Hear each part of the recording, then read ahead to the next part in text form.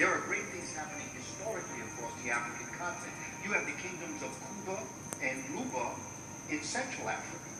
Mansa Musa was the king of Mali in the 1300s, very wealthy brother. During the dark age of Europe was going through a dark age, Africa was thriving. It was the gold capital. Mansa Musa was considered the wealthiest man on the planet at the time.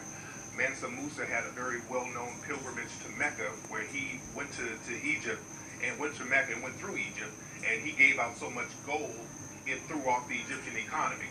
In today's terms, Mansa Musa gave away what would be the equivalent of $100 million in gold. The African was the first race to circumnavigate the entire globe.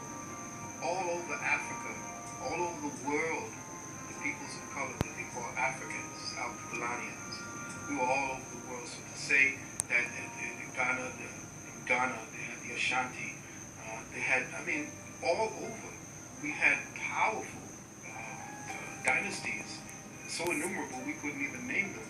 Because remember, we had hundreds of thousands of years, and that's the secret.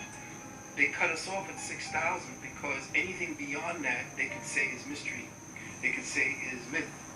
So when you control the information, which is essentially what they've learned to do under the Vatican, they have about 6 to 8 miles of storage space that have all of our artifacts.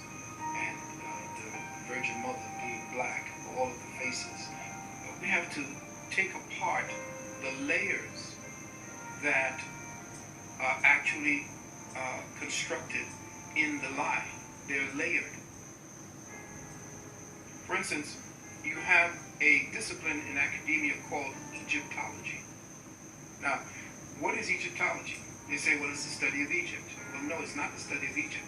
Egyptology was created by the Vatican in order to make sure that there was a screening mechanism in place to explain away the truth that was being excavated every year that kept giving them proof of who the ancient Kemites were. So Egyptology and Egyptologists are essentially agents of this information. Where else do you see a society